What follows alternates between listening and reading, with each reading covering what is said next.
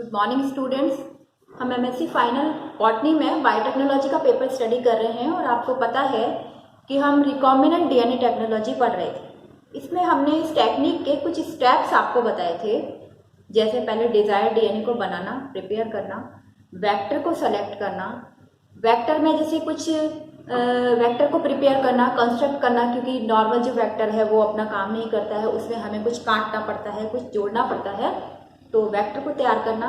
Then हमने पिछले video में आपको बताया था कि वेक्टर के अंदर डिजायर्ड डीएनए को कैसे जोड़ा जाए। ठीक है, insertion of desired DNA into vector DNA. इसके बाद का जो स्टेप है, हम रिकॉम्बिनेंट डीएनए बनाने के बाद उसे किस में डालेंगे, होस्ट सेल में उसको डालना है। होस्ट सेल में क्यों डालना है, इसके एम्प्लीफिकेशन के लिए, इसकी कॉपीज तैयार करने के लिए। तो आज हम इसको ले रहे हैं कि introduction of recombinant DNA into host cell. Host cell में हम कैसे डालें, एक इम्पॉर्टेंट स्टेप है आरडीएनए टेक्नोलॉजी का, रिकॉम्बिनेंट डीएनए टेक्नोलॉजी का एक बहुत इंपॉर्टेंट स्टेप है, क्योंकि आरडीएनए जो हम बना लेते हैं वो होस्ट सेल के अंदर सेफ है, और दूसरी बात वो इंडिपेंडेंटली रेप्लिकेट हो सकता है, उस होस्ट सेल के क्रोमोसोमल डीएनए से इंडिपेंडेंटली रेप्लिकेट हो सकता है। जैसे कि हमने पिछली बार आपको बताया था, फर्स्ट लेक्चर में जब हमने रिकॉम्बिनेंट डीएनए टेक्नोलॉजी शुरू कराया था, तभी बता दिया था कि होस्ट सेल के अंदर ऐसी होस्ट सेल जिसमें वो इंडिपेंडेंटली क्या कर सके, रेप्लिकेट हो सके। जैसे अब ये होस्ट सेल हो सकती है, एनिमल सेल भी हो सकती है, प्लांट सेल भी हो सकती है, बैक्टीरिया भी हो सकता है। ठीक है, तो यहाँ अभी हम इसमें कई सारी स्टेप्स आएंगे। आपके प्लांट सेल में एग्रोबैक्टीरियम के थ्रू कर सकते हैं, वहां भी हमें एग्रोबैक्टीरियम में इसको तैयार करना पड़ेगा, और फिर हम उसके थ्रू जो है वो डायरेक्ट प्लांट्स के अंदर उसको डाल सकते हैं। यहाँ जो बात है इसकी, introduction of recombinant DNA into host cell. Host cell के अंदर जब रिकॉम्बिनेंट डीएनए पहुंच जाता है तो वो क्या कहलाती है, वो सेल, वो पर्टिकुलर सेल जिसके अंदर रिकॉम्बिनेंट डीएनए पहुंच गया है, उसे कहते हैं ट्रांसफॉर्मेंट या ट्रांसफॉर्म्ड सेल, या फिर हम इसको कह सकते हैं रिकॉम्बिनेंट सेल। ठीक है, तो हम क्या पढ़ रहे हैं, introduction of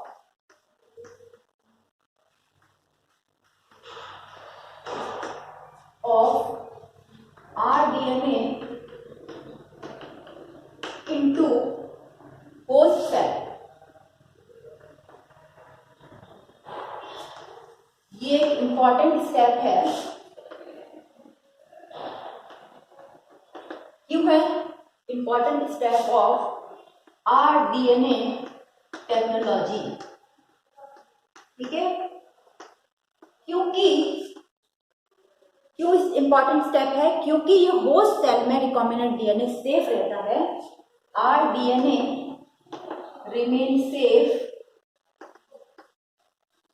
in host cell and can replicate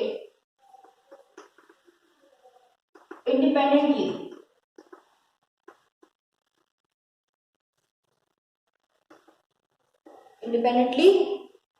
किससे, क्रोमोसोमल डीएनए की अपेक्षा वो independently of the chromosomal DNA of host cell. ठीक है, इंडिपेंडेंटली रेप्लिकेट होने के बाद जो होस्ट क्या हो सकता है, होस्ट में भी क्या हो सकता है, बैक्टीरिया, एनिमल्स और प्लांट्स, कुछ भी हो सकते हैं। नेक्स्ट इंपॉर्टेंट बात कि हम इस सेल को, यानी रिकॉम्बिनेंट डीएनए वाली सेल को, रिकॉम्बिनेंट डीएनए जिसके अंदर जिस सेल में हम डाल रहे हैं होस्ट सेल के साथ में, उसको हम कहेंगे host cell containing recombinant DNA is called, क्या कहलाती है, ट्रांसफॉर्मेंट, ट्रांसफॉर्म सेल या ट्रांसफॉर्मेंट या रिकॉम्बिनेंट सेल, या हम इसको कह सकते हैं रिकॉम्बिनेंट सेल। ठीक है, तो ये इंपॉर्टेंट बात है। अब ये रिकॉम्बिनेंट जो सेल है वो कैसे बने, यानी होस्ट सेल के अंदर हम फॉरेन डीएनए को, यानी आर डीएनए को, फॉरेन डीएनए नहीं, फॉरेन डीएनए तो हम वेक्टर में जोड़ चुके हैं, वेक्टर डीएनए से फॉरेन डीएनए को जोड़ने को हम कहते हैं रिकॉम्बिनेंट डीएनए। और इस रिकॉम्बिनेंट डीएनए को हम इस किसी होस्ट सेल में डालते हैं, तब वो सेल कहलाती है क्या, रिकॉम्बिनेंट सेल कहलाती है, ट्रांसफॉर्म सेल या ट्रांसफॉर्मेंट या फिर रिकॉम्बिनेंट सेल। ठीक है, अब इसकी कुछ टेक्निक्स हैं कि किस तरीके से हम इसको जोड़ सकते हैं, मतलब किस तरीके से हम होस्ट सेल के अंदर इसको भेज सकते हैं। परपोषी की कोशिका में जिसमें हमें इसकी रेप्लिकेशन करना है उसमें हम भेज सकते हैं। तो इसके कुछ कहना चाहिए कि होस्ट सेल के अंदर हम किस प्रकार से भेज सकते हैं, तो वो है, पहला है ट्रांसफॉर्मेशन, दूसरा है ट्रांसडक्शन। ये सारी चीजें आप पढ़ चुके हो, लेकिन हम यहाँ इनको डिटेल में लेंगे। तीसरा है ट्रांसफेक्शन, ये आपने नहीं पढ़ा है, आपको आइडिया भी नहीं है इसका, ट्रांसफेक्शन। देन है माइक्रो इंजेक्शन,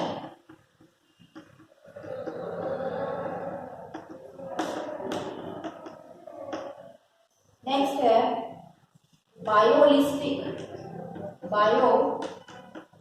मेथड, और इसके बाद है लिपोसोम फॉर्मेशन, या पहले इलेक्ट्रोपोरेशन,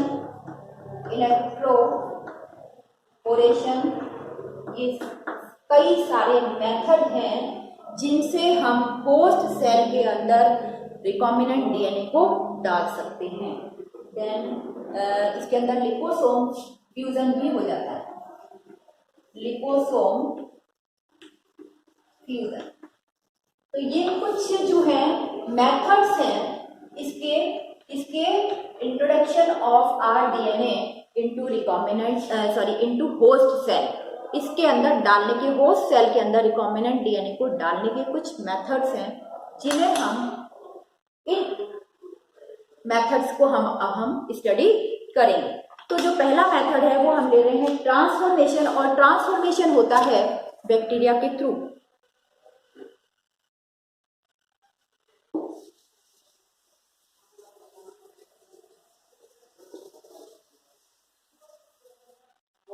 ट्रांसफॉर्मेशन जो है, जैसे हम कहें कि जो बैक्टीरियल सेल जो डीएनए फ्रेगमेंट को कल्चर मीडियम से ले सकती है, क्योंकि बैक्टीरिया कहाँ ग्रो करेगा, कल्चर के अंदर ग्रो करेगा। तो पहला हम ले रहे हैं यहाँ पर ट्रांसफॉर्मेशन।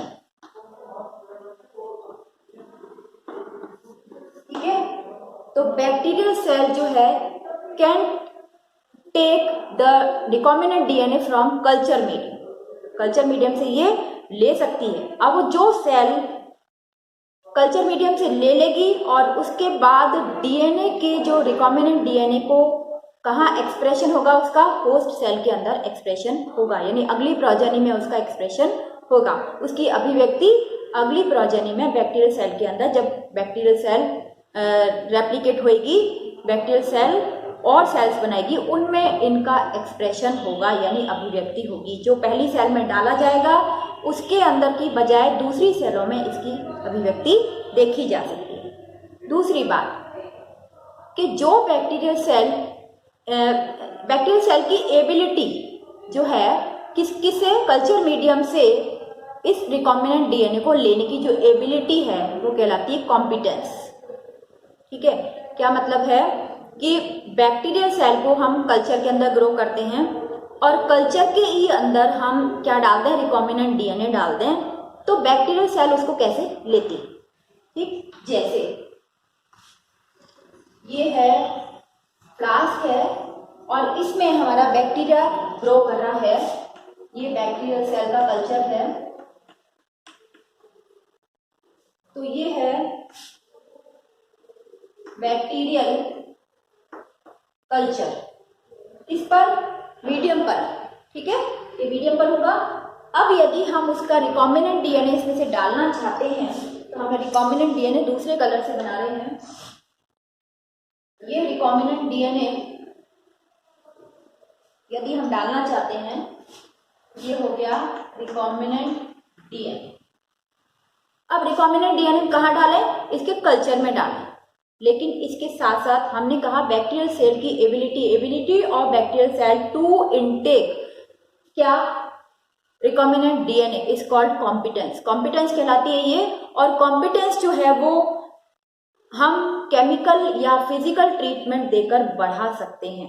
यानी इसकी एबिलिटी तो है रिकॉम्बिनेंट डीएनए लेने की, इसकी कॉम्पिटेंस है, लेकिन कॉम्पिटेंस को हम किससे इंड्यूस कर सकते हैं? फिजिकल या केमिकल ट्रीटमेंट देके हम इंड्यूस कर सकते हैं। तो हम इसमें एक केमिकल यूज करते हैं CaCl2। CaCl2 को इसमें ऐड करें और ये रिकॉम्बिनेंट डीएनए इसमें ऐड करें, तो CaCl2 क्या करता है कि जो बैक्टीरियल सेल है,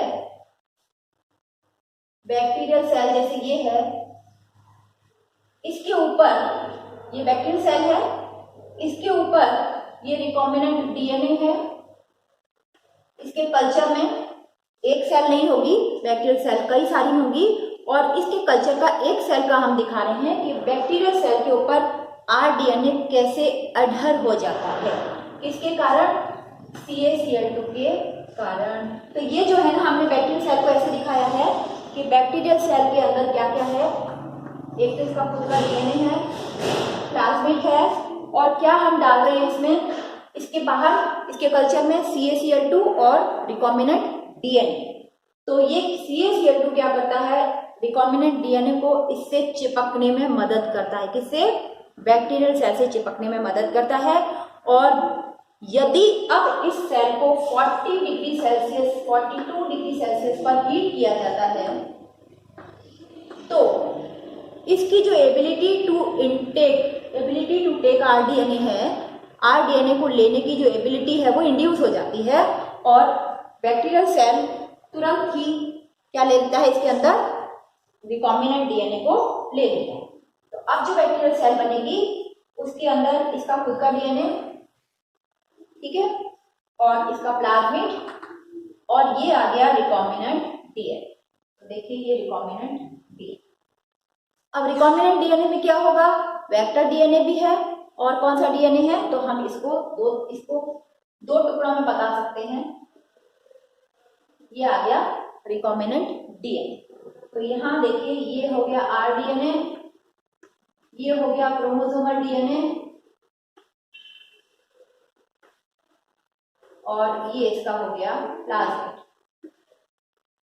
तो बैक्टीरियल सेल कैसी हो गई? अब ये सेल जो है कहलाएगी क्या? Transformed cell. ट्रांसफॉर्म्ड सेल, ठीक है।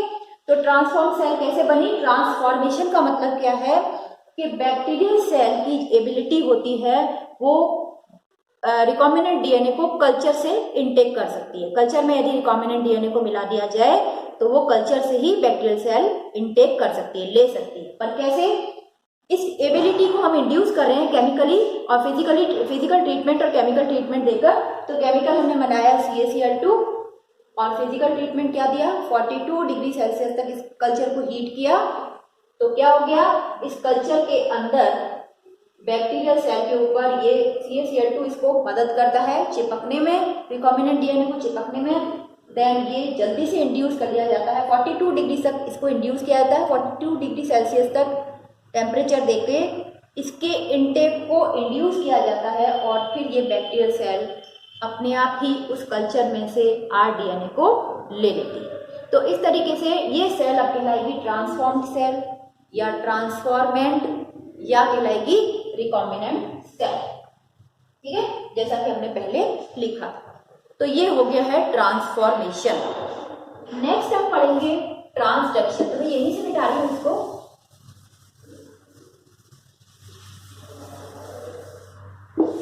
दूसरा ले रहे हैं ट्रांसडक्शन। और ट्रांसडक्शन जैसे आपने पढ़ा है, ट्रांसडक्शन किसी बैक्टीरियल सेल में हम यदि बैक्टीरियोफेज के थ्रू इन्फेक्शन कराते हैं और उस बैक्टीरियोफेज में पहले से ही हमने रिकॉम्बिनेंट डीएनए को पैक किया हुआ है, ठीक है। तो रिकॉम्बिनेंट डीएनए को पैक करके बैक्टीरियोफेज के थ्रू हम बैक्टीरिया में प्रवेश कराएं और बैक्टीरिया में जाके ये रेप्लिकेट हो जाए, तो उसको कहते हैं ट्रांसडक्शन। तो हम क्या मतलब हुआ, introduction of rDNA into bacterial cell through a bacteriophage or virus. ठीक है, तो बैक्टीरियोफेज कैसा हो सकता है, नॉर्मल बैक्टीरियोफेज है, इसको हम ट्रांसडक्शन कहेंगे या स्पेशलाइज्ड ट्रांसडक्शन हम इसको कह सकते हैं। तो यहाँ क्या हुआ, इंट्रोडक्शन ऑफ, ये आपको बता ही दिया मैंने कि introduction of rDNA into bacterial cell through a virus or bacteriophage is called transduction. It may be normal transduction or specialized transduction. ठीक है, इसके द्वारा 38 to 50 kilo base pair size का भी डीएनए जो है वो रिकॉम्बिनेंट डीएनए जो है वो बैक्टीरियल सेल के अंदर डाला जा सकता है। जो हमने पहला पढ़ा था, इसके अंदर 15 किलो बेस पेयर का साइज का रिकॉम्बिनेंट डीएनए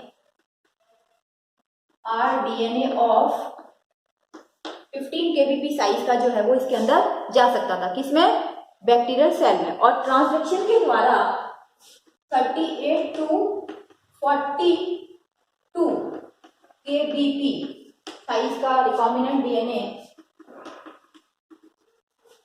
हम डाल सकते हैं, किसके थ्रू, बैक्टीरियोफेज के थ्रू। अब जैसा कि आपने पढ़ा है कि बैक्टीरियोफेज जो है वो इसके अंदर, जब बैक्टीरियोफेज में ही हम क्या कर लें, पहले उसको रिकॉम्बिनेंट बना लें। कैसे, जैसे हमने बताया था आपकी बैक्टीरियोफेज का जो डीएनए है वो वेक्टर का काम करेगा। ठीक है, वेक्टर के साथ में हमने डिजायर डीएनए जोड़ दिया, जो हमने शुरू में आपको बताए थे जो टेक्निक्स, उनको जोड़ा और उनको क्या करना पड़ेगा, अब वापस बैक्टीरियोफेज के अंदर पैक करना पड़ेगा। यानी बैक्टीरियोफेज की प्रोटीन खोल के अंदर उसको पहले पैक करना पड़ेगा और उस रिकॉम्बिनेंट डीएनए वाले बैक्टीरियोफेज से अब हम बैक्टीरियल सेल को इन्फेक्ट कराएंगे। ठीक है, तो जब वो इन्फेक्शन होगा तो बैक्टीरियल सेल जो है, बैक्टीरियल सेल के अंदर बैक्टीरियोफेज जब इन्फेक्शन करेगा तो उसकी टेल में से उसका जो रिकॉम्बिनेंट डीएनए है वो बैक्टीरियल सेल के अंदर एंटर कर जाएगा। तो वो एंटर करने के बाद वहां जाके रिकॉम्बिनेंट जो डीएनए है वो अब उस बैक्टीरियल सेल के अंदर जाके वापस क्या करेगा, फेज पार्टिकल बनाएगा, रेप्लिकेट होएगा, फिर फेज पार्टिकल बनाएगा और फिर उसकी जब लाइटिक साइकिल में लाइसिस हो जाएगी तो वो फेज पार्टिकल, सब फेज पार्टिकल के अंदर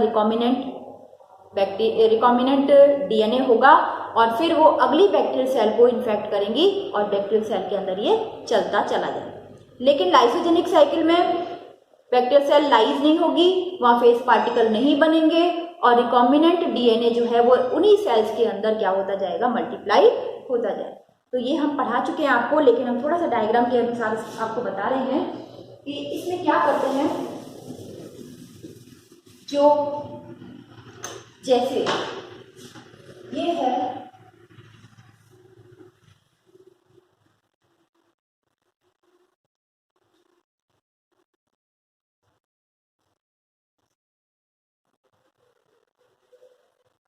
ये क्या है, बैक्टीरियल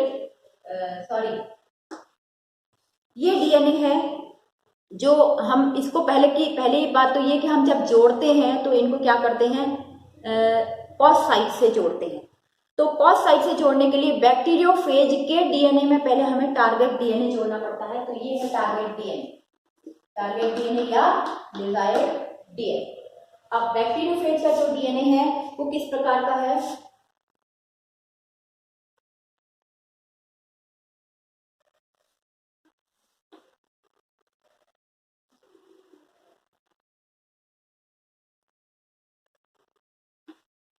ये है बैक्टीरियोफेज का डीएनए।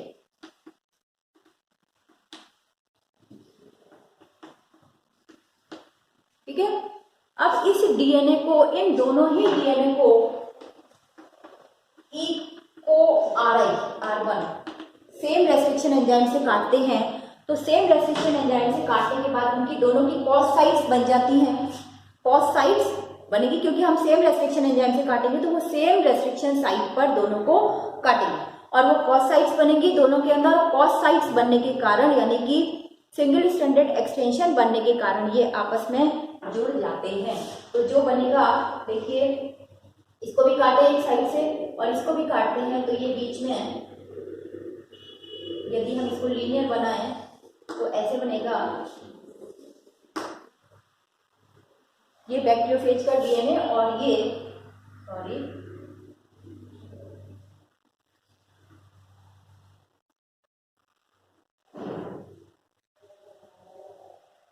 ये हो गया बैक्टीरियोफेज का टारगेट डीएनए, और ये हो गया बैक्टीरियोफेज का डीएनए।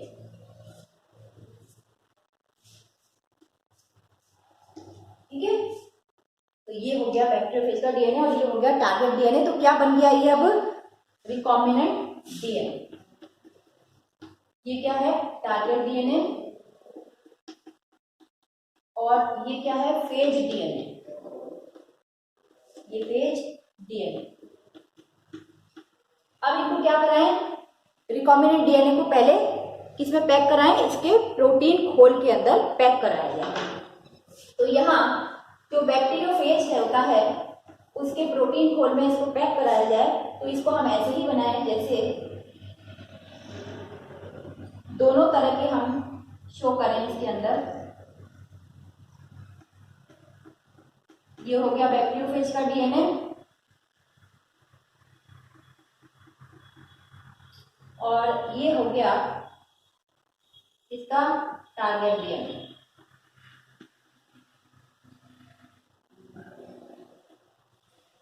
तो इसके अंदर ये हो गया रिकॉम्बिनेंट डीएनए, इसमें बैक्टीरियोफेज के हेड के अंदर और बैक्टीरियोफेज की टेल के साथ। अब हम ये क्या करा रहे हैं? बैक्टीरियोफेज की टेल के साथ में इसको इनके साथ में जोड़ा जाएगा, पूरा इसको वापस पैक किया जाएगा। तो ये टेल हो गई इसकी, यानी फेज डीएनए और टारगेट डीएनए दोनों को मिला के रिकॉम्बिनेंट डीएनए कहा है। और इस रिकॉम्बिनेंट डीएनए वाले फेज से अब हम क्या कराएं? बैक्टीरियल सेल को इन्फेक्ट कराएं। तो बैक्टीरियल सेल, यदि ये बैक्टीरियल सेल है और इसका खुद का जो डीएनए है वो हम इसी व्हाइट कलर से दिखा रहे हैं, और इसको हम किससे इन्फेक्ट कराएं? इससे इन्फेक्ट कराएं, इस वाले बैक्टीरियोफेज से जो कि रिकॉम्बिनेंट डीएनए रखता है। इस रिकॉम्बिनेंट डीएनए वाले से इसको इन्फेक्ट कराया जाता है। तो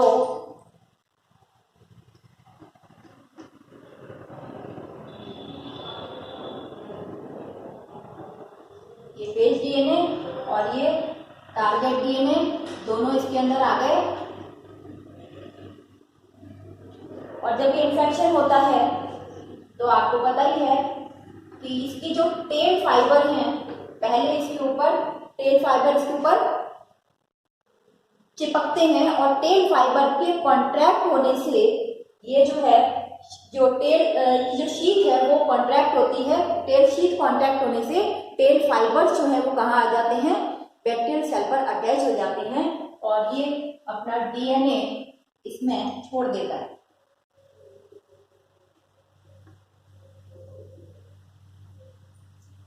ये बैक्टीरियल सेल हो गई और ये इसकी टेल हो गई। ये टेल फाइबर इससे अटैच होते हैं और डीएनए इसके अंदर इसमें बैक्टीरियल सेल में डाल दिया।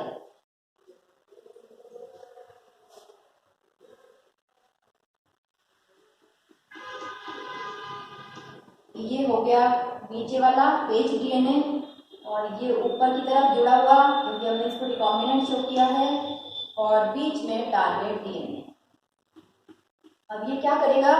इस बैक्टीरियल सेल के अंदर जब आ जाएगा तो यहाँ पर ये रेप्लिकेट होगा independently of chromosomal DNA of host cell, यानी बैक्टीरियल सेल की से बैक्टीरियल सेल के क्रोमोसोमल डीएनए की अपेक्षा ये क्या करेगा? यहाँ पर इंडिपेंडेंटली रेप्लिकेट होगा, और इस रेप्लिकेशन से जब हमने बताया आपको कि लाइटिक साइकिल में जाके तो जब बहुत सारे फेज बन जाते हैं इसके अंदर, अब ये यहाँ पर फेज भी बनाएगा अपने, मान लीजिए हम ये सेल बनाते हैं, ये तो यहाँ पर खत्म हो गया क्या, बैक्टीरियोफेज, और यहाँ पर अब क्या बनते हैं, फेज बनते हैं, या तो वो लाइटिक साइकिल में जाएंगे और लाइसोजेनिक साइकिल में फेज नहीं बनेंगे, बल्कि क्या होगा, यहीं पर ये कई सारे रिकॉम्बिनेंट